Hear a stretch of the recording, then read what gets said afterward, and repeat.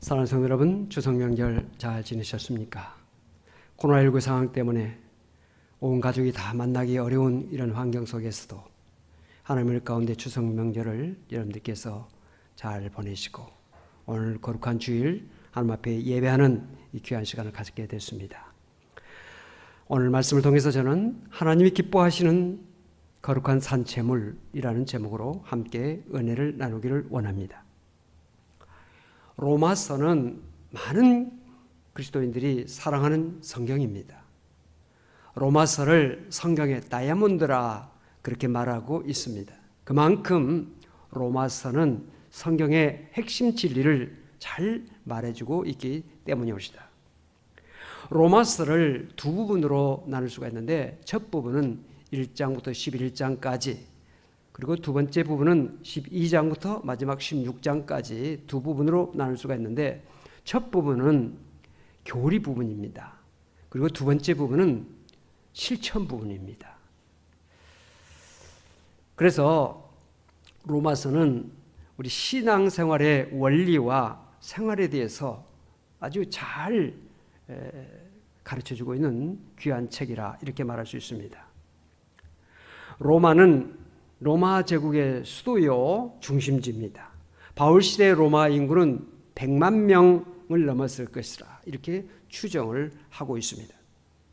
그 가운데 유대인들이 약 5만 명 살고 있었는데 그들은 로마시의 경제적 가능성에 이끌려와서 그것에 정착하게 된 사람들입니다. 주후 1세기 40년대에는 유대계 그리스도인들이 이주에 옴으로써 유대인 공동체 안에서 유대교 유대인들과 기독교 유대인들 사이에 갈등이 일어나게 됩니다. 이것이 사회 문제까지 되어서 당시 로마 황제 글라디우스 황제는 로마시에 있는 모든 유대인들을 다 추방했습니다.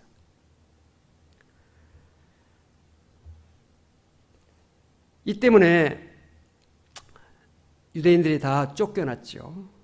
그런데 네로 황제가 등극한 주후 54년 이후에 추방령이 해제가 되어서 유대인들이 대거 귀환하게 되었습니다. 로마서는 주후 56년경에 쓰였기 때문에 유대인들이 다시 대거 귀환한 상태에서 이 로마서를 기록했고, 이 로마서는 귀환한 유대인 그리스도인들에게 큰 도움이 되었을 것입니다. 우리가 사도행전 18장을 보면 사도 바울이 아덴을 떠나서 고린도에서 복음을 전하는 때가 있었습니다. 그때 로마에서 온 한 유대인을 만나게 되는데 그 사람의 이름은 아굴라라고 하는 사람입니다.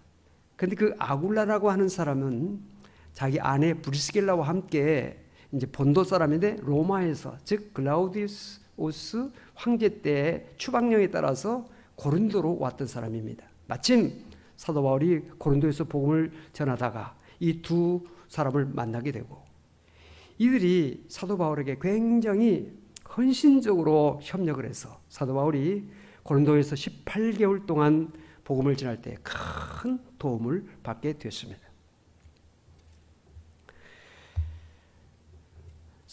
사도 바울은 로마서 16장에서 그 로마에 있는 성도들의 많은 사람들의 이름을 거론하면서 인사를 하는데 그 가운데 아굴라와 브리스길라, 그곳에서는 브리스길라 이름이 먼저 앞서 있습니다. 브리스길라와 아굴라를 이야기하면서 이들은 사도 바울 목숨을 위해서 자기들의 목까지 내놓은 동역자들이다, 이렇게 소개하면서 자신은 물론이거니와 이방인 그리스도인들, 교회들도 그들에게 감사한다고 소개하고 있습니다.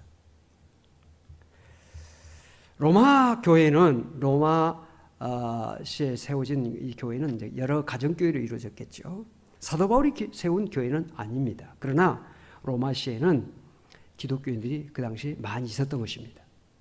그런데 그 기독교인들은 유대교와 많은 갈등 뿐만 아니라 세계 각곳에서 모여든 많은 사람들이 가지고 온 여러 신들, 그리고 로마 제국의 박해, 이런 복합적인 상황 속에서 그리스도인들이 진리에 바로 서야 된다, 말씀으로 무장해야 된다는 것을 사도 바울은 너무나 잘 알았고, 뿐만 아니라 많은 사람들 앞에서 그리스도인의 삶이 바른 삶이 되어야 된다 라고 하는 사실을 알았기 때문에 사도 바울은 로마 교회에 있는 성도들을 향해서 이 편지를 보낸 것입니다. 오늘 이 시대에 우리 그리스도인들, 오늘 우리 한국의 교회, 어느 시대보다도 우리가 말로가 아니라 이론으로가 아니라 삶을 통해서 그리스도인들의 바른 삶의 모습을 보여줘야 될 때가 바로 이때다라고 하는 사실을 우리는 생각하게 됩니다. 이런 상황 속에서 오늘 로마서 12장 1절과 2절, 즉 우리 그리스도인들이 이 땅에서 어떻게 삶을 살아야 되느냐라고 하는 12장 첫 절 그리고 2절, 사도 바울이 어떤 말씀을 하고 있는가를 우리가 좀 주목해서 살펴보면서 오늘 우리에게 주시는 하나님의 말씀을 우리가 살펴보고자 하는 것입니다. 1절 말씀을 읽어보시기 바랍니다. 그러므로 형제들아, 내가 하나님의 모든 자비하심으로 너희를 권하노니 너희 몸을 하나님이 기뻐하시는 거룩한 산 제물로 드리라. 이는 너희가 드릴 영적 예배니라. 네, 너희 몸을 하나님이 기뻐하시는 거룩한 산 제물로 드리라. 너희 몸을 하나님이 기뻐하시는 거룩한 산 제물로 드리라. 이 말씀이 오늘 로마서 12장 1절의 중심 말씀이죠. 여기 몸이라고 하는 말이 무슨 뜻입니까? 영어로 body, 몸. 사전적인 그런 정의는 사람이나 동물의 형상을 이루는 전체, 또는 그것의 활동 기능이나 상태, 또 물건의 기본을 이루는 동체, 이것을 몸이라고 말합니다. 헬라어로는 몸이라고 하는 단어가 두 개가 있는데, 하나는 소마, 또 하나는 사르크스, 두 가지가 있습니다. 그런데 소마는 우리의 영, 혼, 육, 이 모든 것을 다 포함한 의미를 가지고 있습니다. 그래서 이 소마라고 하는 것은 우리의 몸 전체, 우리의 인간, 우리의 인격 전체, 우리 모두를 포함한 그런 의미에서 소마, 몸이라고 합니다. 그래서 몸밖에 드릴 것 없습니다 라고 했을 때, 이 몸은 우리의 마음, 정신, 우리의 모든 것을 대표하는 그런 의미에서 몸입니다. 사르크스는 뭐냐? 우리의 손, 발, 살, 뼈, 우리의 신체 부분을 의미하고 있습니다. 그래서 이 단순한 신체를 사르크스, 살, 뼈, 이것을 이제 사르크스라고 하는데, 본문에서 말하고 있는 이 몸은 살과 뼈를 의미하는 것이 아니라 우리의 인격 전체를 의미하는 소마, 그런 의미라고 하는 것을 우리는 여기에서 알아야 합니다. 성경은 우리의 몸 전체를 포함한 우리 몸을 하나님이 기뻐하시는 거룩한 산제물로 드리라고 말씀하고 있습니다. 하나님이 기뻐하시는 거룩한 산제물, 하나님이 기뻐하시는 산제물로 드리라고 말씀하고 있는데, 우리가 성경을 보면 하나님을 기쁘시게 하는 사람들이 참 많이 나오죠. 어떤 사람이 하나님을 기쁘시게 하고 있습니까? 히브리서 11장 6절에 보니까 믿음의 사람이 하나님을 기쁘시게 한다라고 하는 사실을 알 수 있습니다. 읽어보시기 바랍니다.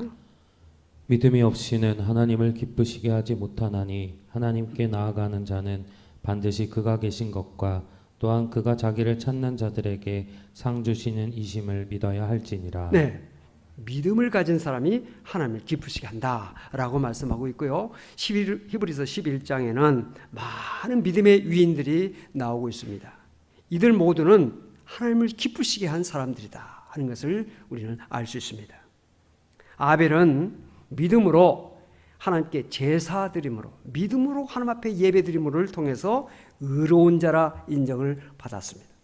에녹은 300년 동안 이 땅에 살면서 하나님과 동행함을 통해서 하나님을 기쁘시게 했습니다. 그가 죽지 않고 하늘로 옮겨졌는데, 그가 옮겨지기 전에 하나님을 기쁘시게 하는 자라 증거를 받았다라고 성경은 말씀하고 있습니다. 그러므로 하나님을 기쁘시게 하는 예배는 교회당에서 모여서 1시간 드리는 의식으로서의 예배가 아니라 우리의 삶을 통해서, 우리의 생활을 통해서 하나님을 기쁘시게 하는 것이다 라는 사실을 알 수 있습니다.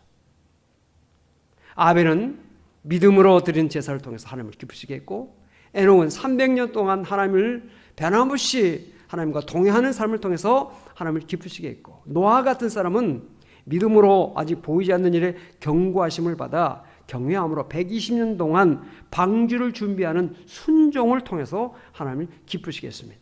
아브라함은 하나님께서 그를 부르셨을 때 믿음으로 순종하여 장래 유업으로 받을 땅에 나아갈 때 갈 바를 알지 못하고 나아가는 믿음의 순종을 통해서 하나님을 기쁘시게 했습니다. 사라는 나이가 많아 단산했지만 잉태할 수 있는 힘을 얻게 됐는데, 그 이유는 하나님을 신실한 분이라, 약속하신 하나님의 약속을 끝까지 신실한 분으로 하나님을 믿었기 때문에 하나님을 기쁘시게 했고, 그가 단산됐지만은 잉태할 수 있는 힘을 얻게 된 것입니다. 다윗과 같은 사람은 실수도 많고 죄도 많은 사람입니다.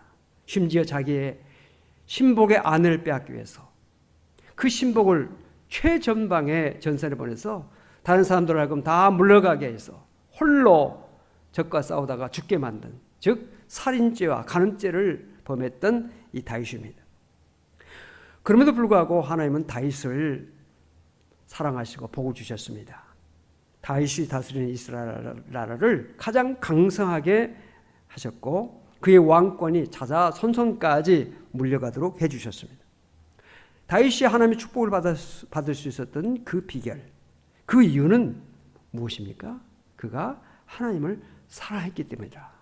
시편 18편 다윗의 시를 보면 그는 이렇게 말하고 있습니다. 시편 18편 1절 읽어보시기 바랍니다. 나의 힘이신 여호와여, 내가 주를 사랑하나이다. 네, 다윗은 하나님을 사랑함을 통해서 하나님을 많이 사랑했습니다. 그래서 하나님의 은혜와 축복을 받았다 하는 것을 알 수가 있습니다. 자, 산 제물로 드리라고 그랬는데요. 그럼 죽은 제물도 있고 산 제물도 있다는 이야기죠. 죽은 제물은 뭐고 산 제물은 무엇입니까? 구약 시대에 사람들이 죄를 사하기 위해서 사람 대신에 소나 양을 죽여서 제사를 드렸습니다. 그런 의미에서 구약의 제물은 죽은 제물인 것입니다. 구약의 죽은 제물은 하나님의 어린 양이신 예수 그리스도께서 십자가에 달려 희생 제물이 되어주셔서 단번에 우리의 모든 죄를 담당하는 제물이 되어주셨기 때문에 더 이상 필요 없게 된 것입니다. 그러나 신약 성경은 다른 종류의 제물, 즉 산 제물이 필요하다고 말씀하고 있습니다. 산 제물이란 예수 그리스도를 인해서 구원받은 성도들이 삶을 통해서 예수 그리스도의 희생을 세상에 나타내며 사는 삶을 의미합니다.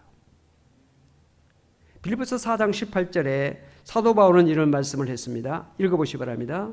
내게는 모든 것이 있고 또 풍부한지라 에바브로디도 편에 너희가 준 것을 받음으로 내가 풍족하니 이는 받으실 만한 향기로운 제물이요 하나님을 기쁘시게 한 것이라. 예, 사도 바울이 옥에 갇혔을 때 빌립보 교회 성도들이 에바브로디도라고 하는 사람을 통해서 사도 바울을 위해서 많은 것을 협력했습니다. 옥에 갇혀서 고생하고 있는 사도 바울의 옥바라지를 한 것입니다. 필요한 것을 공급했습니다. 이 모든 것이 하나님이 받으실 만한 향기로운 제물이요 하나님을 기쁘시게 한 것이라. 사도 바울은 그렇게 말하고 있습니다. 그런가 하면 히브리서 13장 15절에 말씀이 있습니다. 한번 읽어보시기 바랍니다. 그러므로 우리는 예수로 말미암아 항상 찬송의 제사를 하나님께 드리자. 이는 그 이름을 증언하는 입술의 열매니라. 예, 예수로 말미암아, 즉 예수 때문에 늘 하나님 앞에 감사하면서 찬송하는 것, 이것이 우리의 입술의 열매일 뿐만 아니라 하나님을 기쁘시게 하는 제사가 된다는 것입니다. 감사와 찬송, 하나님께 드리는 이 모든 것은 하나님 앞에 정말 기쁨을 드리는 제사가 된다 하는 사실을 기억하시길 바랍니다. 우리를 죄와 사망에서 구원하시기 위해서 십자가에 달려 돌아가신 주님의 은혜를 늘 잊지 않고 감사하며 찬양하는 것. 우리의 삶 속에서 그것이 나타나야 됩니다. 가정에서, 직장에서, 사업장에서 다 하나님의 은혜를 감사하는 그 감사 찬양. 그런가 하면 히브리서 13장 16절 읽어보시기 바랍니다. 오직 선을 행함과 서로 나누어 주기를 잊지 말라. 하나님은 이 같은 제사를 기뻐하시느니라. 네, 선을 행하는 것, 또 서로 나눠주기를 서로 나눠주는 것, 이것은 하나님이 기뻐하시는 제사다라고 성경은 말씀하고 있습니다. 여러분, 믿음과 행함은 기독교 신앙의 두 바퀴입니다. 로마서 1장부터 11장까지를 믿음의 바퀴라고 말한다면 12장에서 16장까지는 행함의 바퀴인 것입니다. 두 바퀴가 있어야 수레가 굴러가듯이 우리 그리스도인들에게는 믿음과 행함의 두 바퀴가 반드시 있어야 온전한 그리스도인이라 말할 수 있을 것입니다. 야고보서의 말씀처럼 행함이 없는 믿음은 죽은 것이다. 주님을 기쁘시게 할 수가 없다는 것을 우리는 알아야 합니다. 자, 그럴 때 거룩한 산제사, 이 거룩이라고 하는 말은 무슨 뜻입니까? 헬라어로 거룩을 하기오스라고 말하는데 하나님을 위해서 따로 성별된 것, 이것이 거룩인 것입니다. 따로 구별된 것, 성별, 거룩하게 구별된 것, 이것을 거룩이라고 말하는데 우리가 성찬식을 행할 때 사용하는 것이 무엇입니까? 빵과 포도주입니다. 빵과 포도주는 우리 일상생활에서 얼마든지 먹고 마실 수가 있는 것입니다. 그런데 이런 것들이 말씀과 기도로 성별되어져서 하나님의 거룩한 일을 위해서 쓰여질 때 이것을 성찬이라 그렇게 말합니다. 거룩한 음식이라는 뜻이죠. 또 우리가 흔히 성도라는 말을 사용합니다. 성도라는 뜻이 무엇입니까? 거룩한 백성이라는 뜻이죠. 성도라고 해서 세상 사람들과 다른 것이 있습니까? 눈이 다르고 코가 다르고 입이 다르고 귀가 다릅니까? 손과 발이 다릅니까? 다 똑같습니다. 그런데 우리가 성도라고 할 수 있는 것은 세상 많은 사람들 가운데서 하나님의 백성으로 선택되어서 구별됐다는 점에서 우리는 성도라고 말할 수가 있는 것입니다. 우리가 여기 마이크가 있잖아요. 이 마이크는 전자상가에 가면 얼마든지 우리가 볼 수도 있고 구할 수도 있습니다. 더 좋은 것도 있을 수 있죠. 이 마이크가 우리 교회에서뿐만 아니라 어떤 회사에서나 어떤 단체에서나 강당에서 또 쓰여질 수가 있습니다. 그런데 이 마이크가 하나님의 일을 위해서 쓰여질 때 이것을 우리는 성물이라 그렇게 말하는 것입니다. 이 강대상도 마찬가지 성물이죠. 심지어 모든 피아노 또 이런 드럼, 전자올겐, 이런 의자 이런 모든 것들도 하나님의 영광을 위해서 쓰여질 때 그래서 성물이라고 우리가 부르고 있는 것입니다. 예배당 건물은 말할 것도 없습니다. 예배당 건물, 예배당의 어떤 그 건축 양식으로 세워진 건물도 성전이라고 말하지만은 우리가 상가에 2층을 얻어서 일반 건물이지만 그것을 우리가 예배하는 공간으로 사용할 때 그것을 우리는 성전이라고 부르는 것입니다. 지하실이라 할지라도 조그만 어떤 그런 장소라 할지라도 그것을 통해서 하나님 앞에 예배하고 하나님 앞에 기도하는 그런 장소로 구별했을 때 그것을 성전이라고 우리는 부르는 것입니다. 그러므로 우리의 몸을 하나님이 거룩한 산제사로 드리라고 하는 말은 우리의 몸을 세상 목적을 위해서가 아니라 하나님을 찬양하고 하나님께 기도하고 영광 돌리는 일을 위해서 우리의 몸을 사용하라. 이것이 산제물이다 인 것이죠. 뿐만 아니라 우리의 매일의 삶, 월, 화, 수, 목, 금, 토, 주일 이 모든 날들을 육신을 위한 날로가 아니라 하나님의 영광을 위한 날로 사용할 때 거룩한 산 제사의 삶을 산다고 말할 수가 있는 것입니다. 사랑하는 성도 여러분, 우리가 매일매일 세상 속에서 살고 있지만 그 시간들을 하나님의 영광을 위해서 사용할 때, 하나님의 영광을 위해서 직장생활을 할 때, 하나님의 영광을 위해서 다른 사람에게 대화할 때 구별된 삶이 되는 것이고 거룩한 삶이 될 수가 있는 것입니다. 여러분의 매일의 삶이 구별된 하나님을 기쁘시게 하는 거룩한 산 제사의 삶을 살 수 있기를 바랍니다. 오늘 말씀 2절에 보면 또 중요한 말씀이 나옵니다. 이 세대를 본받지 말라는 말씀이 나옵니다. 2절 읽어보시기 바랍니다. 너희는 이 세대를 본받지 말고 오직 마음을 새롭게 함으로 변화를 받아 하나님의 선하시고 기뻐하시고 온전하신 뜻이 무엇인지 분별하도록 하라. 네, 이 세대를 본받지 말라고 하는 말은 우리의 삶 속에서 경험되는 모든 비신앙적인 것을 따르지 말라는 말씀입니다. 바울 당시 그리스도인들은 아직도 그 로마시라고 하는 그 도시 자체가 세계적인 도시죠. 많은 그런 쾌락과 우상 숭배, 많은 그런 일들이 그곳에서 펼쳐지고 있죠. 그런 세상 속에서 살면서 그 환경에 영향을 받기 마련이잖아요. 그런데 그것을 따르지 말라는 것입니다. 악한 행동, 악한 풍습 따르지 말라는 것입니다. 그래서 마음을 새롭게 하라는 것입니다.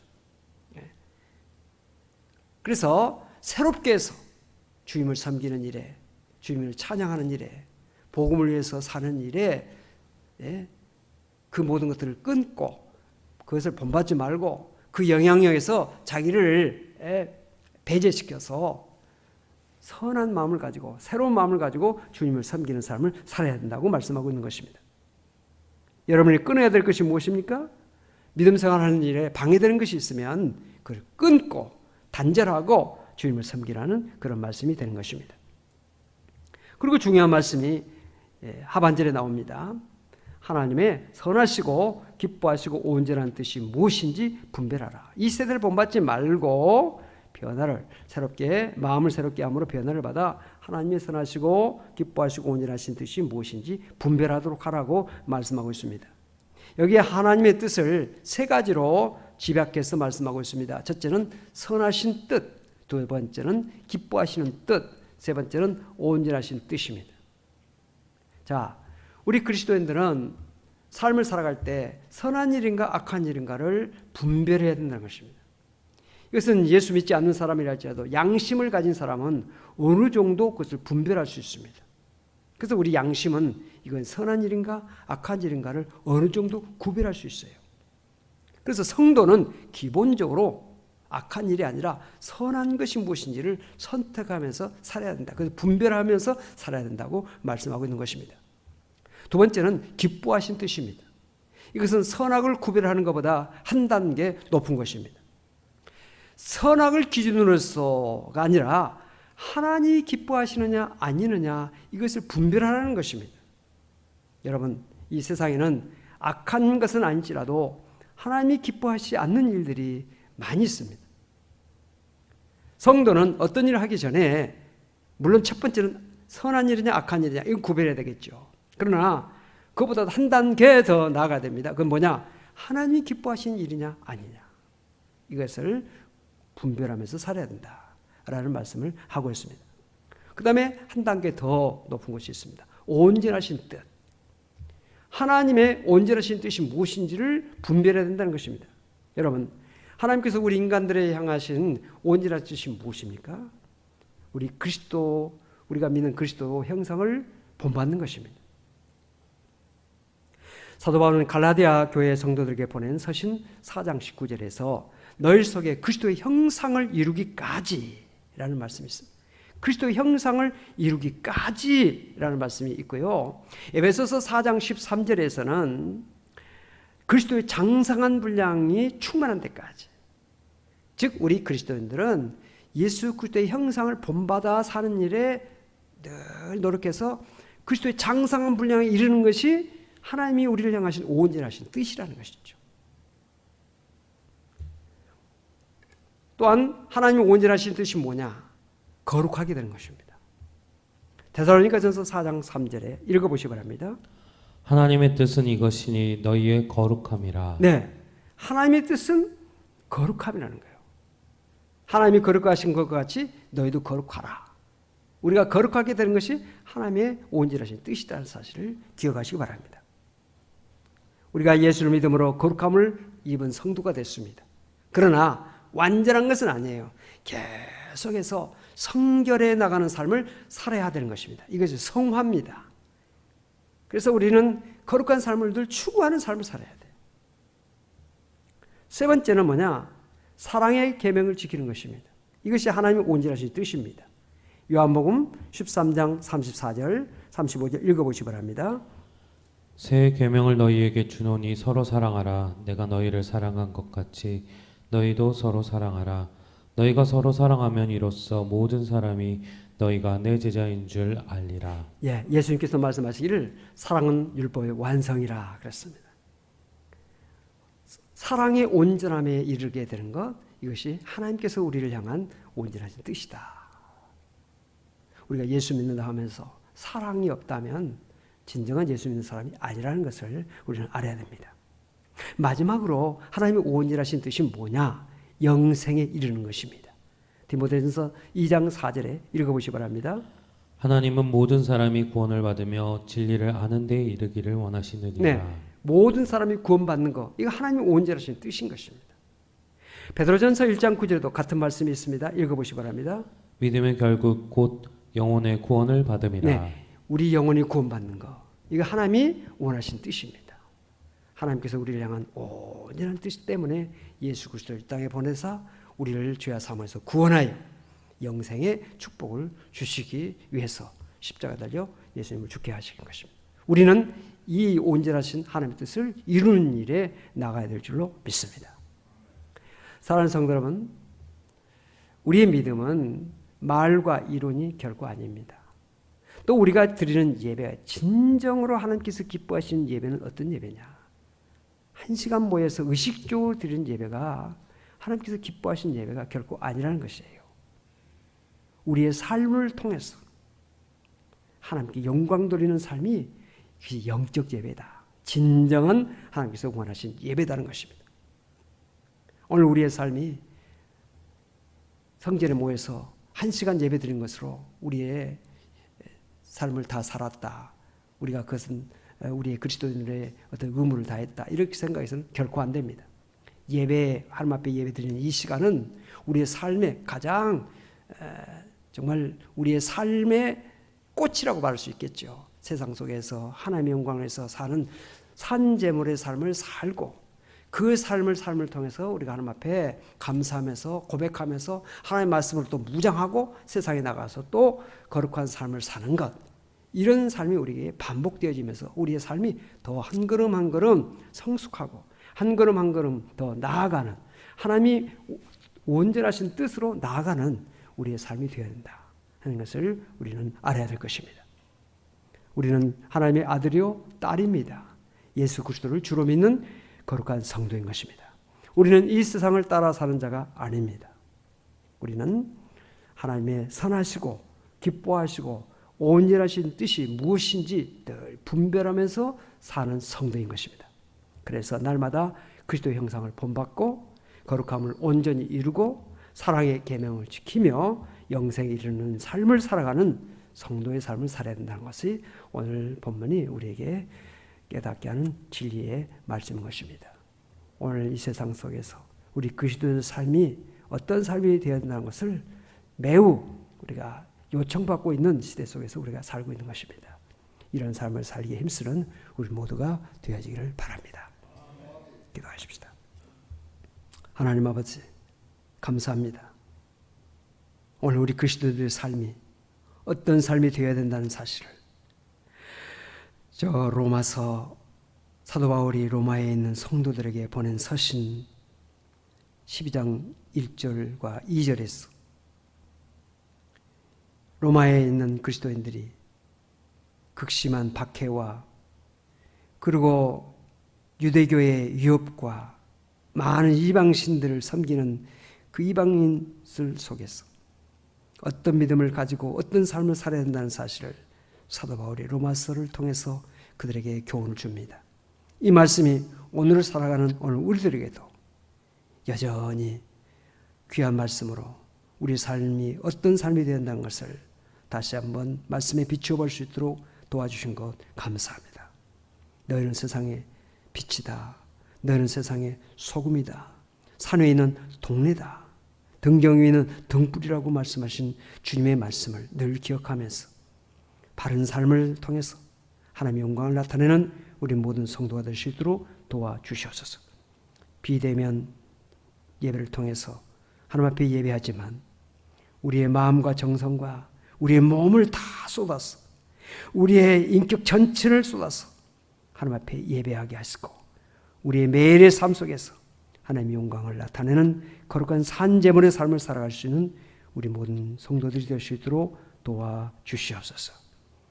거룩하신 아버지 하나님, 우리가 늘 연약하고 부족하여서 넘어질 때가 많습니다. 성령으로 힘을 주시고 능력을 주셔서 세상에서 하나님의 자녀로서 그리스도인으로서 살아가는 일에 부족함이 없도록 늘 힘을 주시고 능력을 주셔서 날마다 승리하는 삶을 살아가는 우리 모두가 될 수 있도록 도와주시옵소서. 코로나19 때문에 우리가 많은 삶의 어려움을 겪고 있습니다. 이런 어려울 때일수록 우리 그리스도인들이 믿음과 삶을 통해서 많은 사람들에게 소망을 주는 우리 그리스도인들 다 될 수 있도록 도와주시옵소서. 감사드리며 이 모든 말씀 우리 주 예수 그리스도로 간절히 기도하옵나이다. 아멘.